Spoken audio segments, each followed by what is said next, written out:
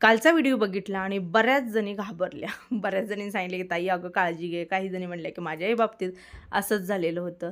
असो, आजच्या व्हिडिओमध्ये पुन्हा एकदा मनापासून स्वागत आहे सर्वांना. श्री स्वामी समर्थ. आणि हो, व्हिडिओ आवडला तर लाईक करा. आज मस्त सिंगल अशी भाजी बनवत होते, कारण गावावरून आलेल्या ज्या भाज्या होत्या त्या काल एका दिवसात केलेल्या. जाणार म्हणून जास्त काही स्टोअर करून ठेवलेलं नव्हतं. खूप सारे टोमॅटो होते. आता म्हटलं हे आठवड्याच्या पुढं गेलेलं आहे टोमॅटो, ठेवण्यात अर्थ नाही. गावाकडे एकदा तुम्ही गेला आणि समजा एक 4 दिवस तिथं राहिला, तर थोडंसं त्या वातावरणाशी तिथल्या सगळ्याशी तुम्ही कनेक्ट होता आणि मग पुन्हा इकडं आल्यानंतर एकटं एकटं मन लागत नाही. आणि आईला बघा, मी बोलले होते ना तुम्हाला कायम, की बाबा संदीप आला की मी आईला घेऊन येणार आहे सुट्टीला 4 दिवस 4 दिवस. पण बघा ना, म्हणजे किती अजूनही त्यांचं वय झालं तरी ते त्यांचा प्रपंचच म्हणतात. म्हणजे मी तिला एवढी रिक्वेस्ट केली येताना, की तू माझ्याबरोबर चल, 4 दिवस राहा. आता मुलांना पण सुट्टी आहेत. घरी संदीप आहे, रसिका आहे, शेतातली पण कामं सगळी झालेली आहेत. सगळं मार्गी लागलेलं आहे. तू थोडंसं राहतील, थोडंसं आराम करशील आणि थोडंसं आम्हालाही बरं वाटेल. कारण तिथं तरी आम्ही सगळेजण एकत्र आता राहायचं म्हणलं, मन असून कामामुळे राहता आलं नाही आहे. सागरला तर खूप इच्छा होती. तो म्हणत होता, की मला जाऊ वाटेना ताई. पण शेवटी म्हणतात ना, की आपली कामं तर असतात. स्पेशली कामासाठी तरी यावं लागतं. पण तिला एवढी मी दाताच्या कण्या केल्या चल, चल म्हणून, पण त्या आली नाही आहे. हे जे पार्सल दिसत आहे, हे मी स्वतः ऑर्डर केलेलं आहे. मी तुम्हाला एकदा शेअर केलं होतं बघा, एका ताईंचे पापड वगैरे आलेले होते भरपूर साऱ्या, उन्हाळे वाळवण. त्यांनी मला प्रमोशनला पाठवले होते आणि जेव्हा डेमोसाठी आले, तळले वगैरे वापरलं किंवा टेस्ट, सगळ्याच गोष्टी मला खूप छान वाटल्या. स्पेशली हायजीन म्हणजे ह्या सगळ्या गोष्टी.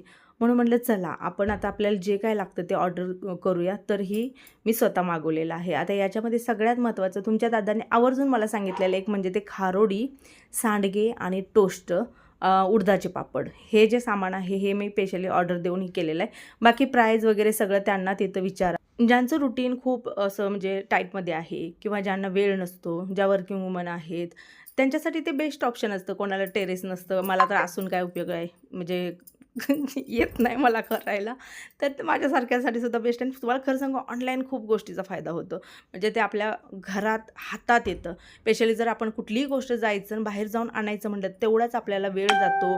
तेवढंच ते गाडीला पेट्रोल घाला, वेळ घालवा आणि मग बाहेरून जाऊन घ्या. हे त्यांच्यासाठी आहे ज्यांना वेळ नसतो. ज्यांच्याकडे वेळ आहे ते जातात, मस्त खरेदी वगैरे करतात. ऑनलाईन ऑफलाईनसुद्धा बेस्ट आहे, पण माझ्यासाठी तर बेस्ट ठरलं. आता मी जवळजवळ 2 किलो टोस्ट मागवलेले होते. सोबत सांडगे 1 किलो, खारोडी 1 किलो आणि 1 किलो उडदाचे पापड मागवलेले होते. सध्या तर मी एवढं मागवलेलं आहे. बाकी कुरडई वगैरे जे इतर पापड आहेत ते आपल्या घरात तेवढं जास्त कोणी आवडीने खात नाही, म्हणून मी ते मागवलेलं नाही आहे. पण जेव्हा कधी आता पुढं वाटेल मला, तेव्हा ते मी मागवणार. आणि हे लोणची त्यांनी त्यांच्याकडून आता प्रमोशनसाठी पाठवलेत. लोणची पूर्ण उघडल्यानंतर ना मला एकच लोणचं कळलं, ते आंब्याचं. आणि किट्टोच्या मावशांच्या कमेंट कालसुद्धा आहेत, की "अगं रिझल्ट लागलेला तू सांगत का नाही?" तर ताईनो, रिझल्ट अजून नाही लागला किट्टोचा. तिचा रिझल्ट लागणार आणि मी तुम्हाला सांगणार नाही, शक्यच होणार नाही आहे. रिझल्ट जेव्हा लागेल ना, तर पहिला मी तुम्हाला सांगणार आहे, की बाबा रिझल्ट लागला, एवढे-एवढे पडले पर्सेंटेज. कारण तुम्ही माझे जुने व्हिडिओ जाऊन बघा, सुरुवातीचा व्हिडिओ केवढी मुलं होती, छोटी-छोटी, एकदम छोटी होती. तेव्हापासून तुम्ही त्यांना प्रेम देत आलात. त्यांच्या अगदी चांगल्या गोष्टी, वाईट गोष्टी, सगळ्या गोष्टी बोलता. "सोनाली असं नव्हे असं कर, तसं नव्हे तसं कर." एवढ्यापर्यंत सजेशन. आता जस्टच काल तिने जेईची बुक्स वगैरे दाखवले. मला खूप सारे त्यांचे कॉल आले, मार्गदर्शनसाठी केलं. म्हणजे खूप गोष्टी अशा आहेत, की ज्या मी सांगू शकत नाही. तुम्ही किती प्रेम देता ते माझ्या मनाला, मला आणि फॅमिलीलाच माहीत आहे. त्यामुळे ती गोष्ट मी कधीच लपवणार नाही. पण अजून इंग्लिश मीडियम, म्हणजे जे इंग्लिश मीडियमचे आहेत ना, त्यांचा रिझल्ट नाही लागला. CBSEचा लागलेला आहे. सोबत जे मराठी मीडियम आहे त्यांचा लागला. यांचा अजून नाही आहे. या 8 दिवसात लागेल.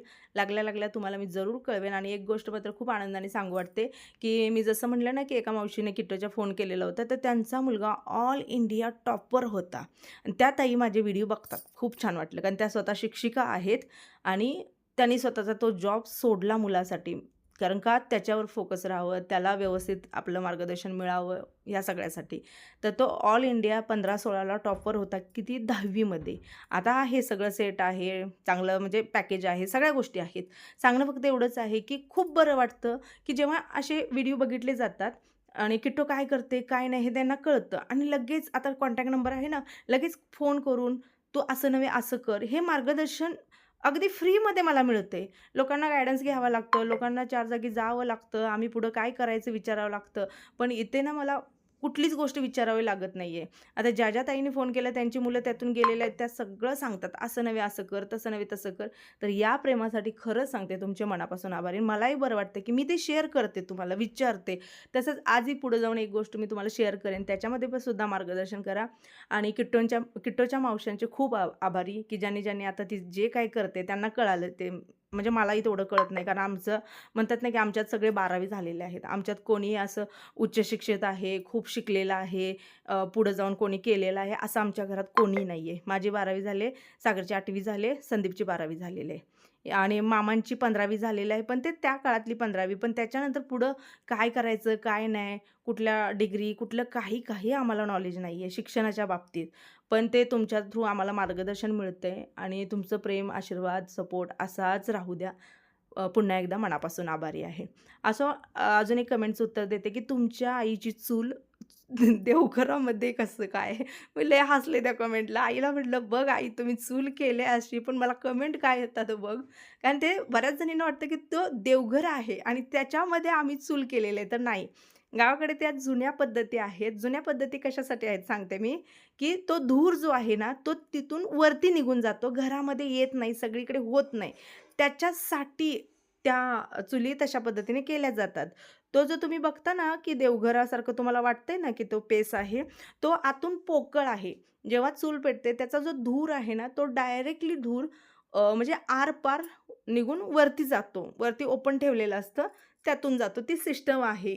ती पूर्वीच्या काळी बरेच जण आहे ना, घरामध्ये चूल असल्यानंतर ते करायचे आणि तेच आमच्या आई-बाबांनी सिमेंटमध्ये करून घेतलेलं होतं. आता तुम्हाला कळलं असेल, कारण ते मला क्लिअरच करायचं होतं, की बाबा देवघरामध्ये नाही, तर ते स्पेशली तशा पद्धतीनं बनवूनच घेतलेली आहेत. खास धूर लागू नये म्हणून. माझं काही साड्यांचं शूट वगैरे होतं. नवनवीन कलेक्शन जे आहे ते आता मी तिकडं शेअर केलेलं आहे. वटपौर्णिमा आहे, पुन्हा लग्नाचे सीझन, आता धोंडा महिना, लेकीला करा, आईची ओटी भरा, काय-काय असतं. त्यामुळं त्याच्यासाठी खूप सारे नवीन-नवीन स्टॉक आलेत. तिकडं रील्स वगैरे आलेले आहेत. आता गावावरून आल्यानंतरची जी कपडे होती ना, 2 दिवस आम्ही धुत होतो आणि साठवत होतो. ते आज सगळी जिथल्या तिथं ठेवून दिली आणि माझं जे हे वरचं व्याप असतं ना, इकडे जास्त करून आता मी पसारा घालते. आता किट्टोचं कमी झालं पसारा घालायचं. वरची सगळी कामं करून आली. आज काही शूट होते त्यामुळे हे मेकअप आहे. आता मेकअप जायचा धुयाला आणि आता तुम्ही म्हणताल की बाबा एवढं मेकअप करून दोन मांडी करतेस का? तर नाही, साडीचं शूट होतं. रील्स वगैरे तिकडं आलेले आहेत. कारण काय होतं की गावी गेल्यानंतर गॅप पडलेला असतो, केलेलंच नसतं आणि शक्यतो मी गावी गेल्यानंतर ना टेटससुद्धा टाकत नाही, कारण मग ऑर्डर लेट पोचतात. मध्ये तसंच झालं की 2 दिवस लेट गेल्या. मग ते प्रत्येकाचं असतं ना की बाबा ठरलेलं असतं काहीतरी, म्हणून मग आता म्हटलं चला अजून प्लॅन आहेत माझे पुढचे, कुठं जायचे, पण त्याच्या आधीच माझं जे आहे ते कंप्लीट करून घ्यायला लागले, कारण पुन्हा मी पुढं गेली की मी काय टाकणार नाही आहे. हे बघा आता हे उलटं कसं लटकायला लागले बघितलं. आणि बांगड्या आज हात भरून बांगड्या दिसल्या असतील हातात, ते त्या साडीच्या शूटसाठी या बांगड्या घातलेल्या होत्या. बघा तुम्ही कधी पण बायकांचे हात ना जेवढे असे बांगड्याने भरलेले असतात, किती मस्त दिसतात ना हात. तुम्ही म्हणाल की बाबा स्वतःचीच नजर, स्वतःला नजरच नाही आहे, म्हणजे स्वतःला म्हणते असं नाही आहे, पण मी स्वतः बघितलेलं आहे. एक बांगडी घातल्यानंतर हात कसा दिसतो आणि जेव्हा हातामध्ये बांगड्या, आणि स्पेशली हिरव्या बांगड्या. आता आमच्याकडे तर हिरव्याच घालतात, हिरव्या व्यतिरिक्त आमच्याकडे बांगड्या घातल्या जात नाहीत. मग ते डार्क म्हणजे म्हणतात ना की डार्क काय कॉफी कलर, पुन्हा काळपट जो नवरीचा चुडा असतो तशातल्या, रेशीम एकदम हिरव्या, पुन्हा कचाच्या, पण शक्यतो हिरवी बांगडी असते. आता तुम्ही तर बघितलं असेल किती वेळा की माझ्या म्हणजे आतापर्यंत रेकॉर्ड आहे की मी रंगीत बांगडी एकसुद्धा काचेची घातलेली नाही, कारण माझ्याकडे नाही आहेच, मी घालत पण नाही, आमच्यात कोणी वापरत पण नाही. गावाकडे बघायला गेलं तर हिरव्याच बांगड्या असतात. तर असं ते म्हटलं हातात छान वाटते. आणि एक नवीन व्हरायटी येते मार्केटमध्ये, मी तर अजबच करते. ज्यावेळेला स्टॉक घ्यायला म्हणजे स्टॉक सिलेक्ट करताना माझं डोकं चालत नाही आहे की रोज 2-3 नवीन डिझाईन लॉन्च होतात. म्हणजे नेसणाऱ्यांची, खरेदी करणाऱ्यांची कमी नाही आहे, देणाऱ्यांची पण कमी नाही आहे. असो चला, आता 4 वाजलेत. आता थोडंसं आवरते, फ्रेश होते. राहिलेली कालची कामं करायला मी आज चालले. आज पण होतात का नाही काय माहीत. तोंड बघून वाटते होणार की नाही होणार, तोंड बघून तरी वाटते. आणि ते इंटरेस्ट राहायला पाहिजे ना त्या माणसाला. मुळात मला गाड्यांचं काय माहीत पण नाही आहे. आणि नको, तू जाऊन आलायस काल हा तुमचे दादा आणि सागर हे तिघं जाऊन बघून आलेत काल. त्यांनी बघितलेत, मी काय केलेले नव्हते. म्हटले तुला पण जरा दाखवून आणतो, म्हणजे कुठली काय. माझं कसं आहे की बजेट कमी कारण काय आहे, तेवढंच कामापुरतं उपयोगाला आलं, काम झालं असं माझं आहे. आणि बाकीच्यांचं असं म्हणणं आहे की बाबा आपण वस्तू घेतो एकदाच घेतो, त्या दृष्टिकोनातून विचार करायचा असं बाकीच्यांचं आहे. एक तर टाटा पंच घ्या, हां नंतर पप्पाने ती बोललेलं तुम्ही दाखवलेली आलेली ती घ्या, हां नाही तर थार घ्या. कसं म्हणून गेलं बघा, नाही तर थार घ्या. मला तर वाटतं पोरांचं किती भारी असतं बघा, तोंडात येईल ते फेकून देतात. थार घ्या, तोंडाची गोष्ट आहे का चेष्टा आहे, म्हणजे ते त्यांना माहीतच नसतं ना कुठल्या गोष्टीचं. ते आपल्याला सगळं मॅनेज करायचं असतं, आपल्याला सगळं ते आपलं बजेट बसवून करायचं असतं. पण त्यांना बघा आता ते सहज बोलून गेलं बघा की हे घ्या. असं म्हणतात की स्वप्न कधीही मोठी बघावी, ते पूर्ण होतातच, बघितल्याशिवाय तर होत नसतात. त्यामुळे आर्यनची ती स्वप्न आहेत म्हणायला हरकत नाही, कधी भविष्यात तो नक्कीच पूर्ण करेल. आम्ही इथं कारखान्यामध्ये आलेलो होतो, बघितलं सगळ्या गोष्टी. त्यानं थोडंसं आमचं काय प्लॅन आहेत, आम्हाला कशा पद्धतीने पाहिजे या गोष्टी दिल्या, पण तिथं काय माझं काम झालं नाही. चालतो इथं काही काम झालं नाही, इथं फक्त किचनचं तयार करून दिलं जातं, ते फक्त फिट करायचं सुतार आपला. मशीनवरती सगळं असतं. बॅकग्राऊंडला ते बसावं म्हणलेलं होतं, पण ते म्हणतात इथं नाही, दुसरीकडे जावं म्हणतात. मला असं ना फिरायला लागलं की नको वाटते. जाईल तिथं काम झालं तर बरं वाटतं, आणि ते असं उगाच किचकिच फिरायचं.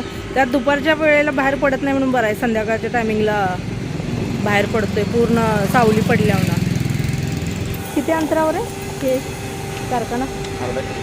अर्धा किलो. हे कारखाना अर्धा किलोमीटरवर आहे.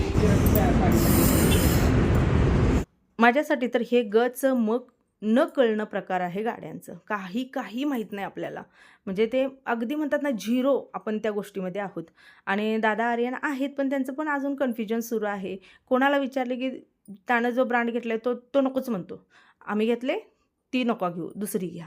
आता बघा, माझ्या यूट्यूबमधल्या खूप साऱ्या ताई आहेत ज्यांच्याकडे 4 व्हीलर आहे, तर त्यांनी आम्हाला सजेस्ट करावं. कारण आता जे ओळखीचे आहेत ज्यांना विचारले की ते म्हणतात हां आम्ही ही घेऊन फसलो आहे, ती नका घेऊ, तुम्ही ही घ्या. आता आमचंही डोकं चालत नाही, आम्ही तर काहीच घेतलेलं नाही आहे. आमच्या आयुष्यातली म्हणायला ही पहिलं असणार आहे. त्यामुळे मला वाटतं की मी तुम्हाला विचारेन, तुम्ही चांगला ब्रँड सजेस्ट करा किंवा चांगली गाडी सजेस्ट करा, किंवा कुठलं काय असतात फायदे तोटे जे काय असेल तुमच्यापर्यंत माहिती जी असेल ती जरूर मला सांगावी. फॅमिलीच्या हिशोबाने 5 सीटर बस आहे ना. आता समज गावाला गेलीस, हां कोण बसवायचं म्हणतात तर तुझ्या आई बाबा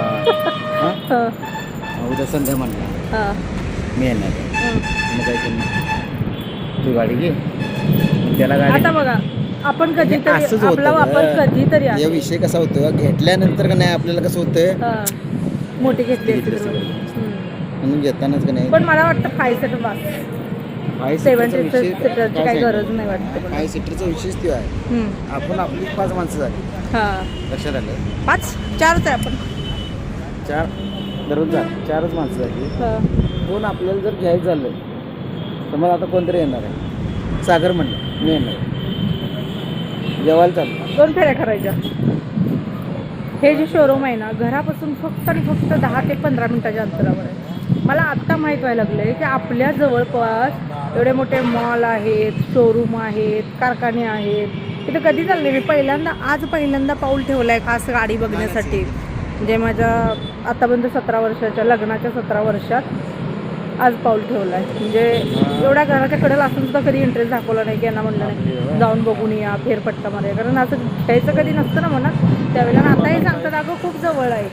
म्हणजे आता मी जस्टच आले बघा, एवढ्या वेळात आले, फक्त 3 किलोमीटर आहे आणि माहीत नाही का हो एवढ्या जवळ आहे. कधीतरी आणायचं होतं, चल नुसता फेरफटका मारून येऊया. अगं लांब ना तरी गाडी बघ म्हणायचं होतं, रस्त्यावर दिसतेच की तुला मग शोरूम मध्ये आणून आता असं दाखवलं तसं एक घ्यायचं असलं तर बघायचं ना, उगाचच यायचं ना कोण गाड्या बघाल का. आणि जी डेमो कार आमची ती एंटेनर आहे, ती पण तुम्ही बघू शकता. फोटोज तुम्हाला इनबिल्ड येते ह्यामध्ये. आणि आतलं इंटिरियर आता किल्ली नाही यायची कारण की ते वर्कशॉप बंद असेल, तरी बघा आत तुम्ही त्याला कॉफी कलर डिस्क ब्रेक, फ्रंटला डिस्क ब्रेक आहे. हो फ्रंटला डिस्क ब्रेक आहे, फ्रंटला डिस्क ब्रेक आहे. आणि आतले 2 एअरबॅग्स आहेत त्याला. हा कॉफी कलरमध्ये येतो आणि ड्युअल टोन आहे सर, ब्लॅक आणि कॉफी कलरमध्ये आतलं इंटिरियर येतं. हे फ्रंटचं डॅशबोर्ड. स्टेअरिंगला तुम्हाला क्रूज कंट्रोल पण आहे, स्टेअरिंगला क्रूज कंट्रोल पण आहे सर. क्रूज पण तुम्ही सेट करू शकता. नाही बघू बसू नका की तुम्ही. जायचं म्हणून निघालो बाहेर, तोपर्यंत दादाचे बालमित्र आमच्याच एरियात राहणारे दादा आणि ते कट्टर काय म्हणतात की दोस्त इथले मॅनेजर निघाले झाला आणि थांबलो मग गप्पा वगैरे मारल्या माहीतच नव्हतं आधी हे काय लंगोटी यार म्हणतात काय लंगोटी यार नाही एक भावाचं नातं म्हणलेच तरी चालतं कारण का त्याच्या बहिणीला मी माझी बहीण मानत होतो हा एवढ्या जवळ असून माहित नाही हा मांडलेला भाऊ म्हणून समजतं मी घरात आली आता जवळजवळ 9:30 वाजलेले आहेत इथून पुढे आता स्वयंपाक जरा बनवायचा आहे दीदीनं काय केलं तर पास्ता केलेलं तिचं पप्पा खात बसलेत त्यांना म्हटलं तुम्ही तर एकदा पोट भरून खावा नाही तर मी तर खाते दोघं पण त्यात बसायचं आणि ते अर्धा खायचं याला अर्थ नाही मग आता किटून आणि भात लावले तर तुम्ही थोडं मी थोडं तोंड खवळायचं आणि बसायचं असं होते लेट झाला मला येईपर्यंत देवघराच्या ह्याच्यासाठी गेलो तर तिथं त्यांनी नाही म्हणून सांगितलं दुसरीकडे एक पत्ता दिलाय तो पत्ता कुठं शाहूपुरी का राजारामपुरी देवघराच्या ह्याला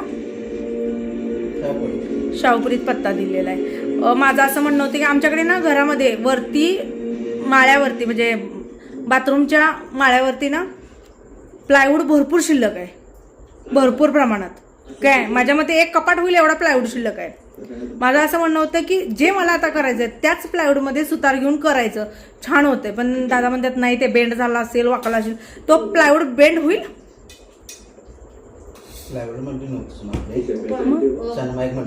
सनमाईक बेंड असतो ना त्याला फ्लॅट केलं जातं चांगलं वाटतं का नाही 1 स्टार रेटिंग आहे फक्त सेफ्टी रेटिंग हे तर इकडे बघा काय त्या गाडीचा अजून पत्त्या नाही एक स्टार तो कोणती आहे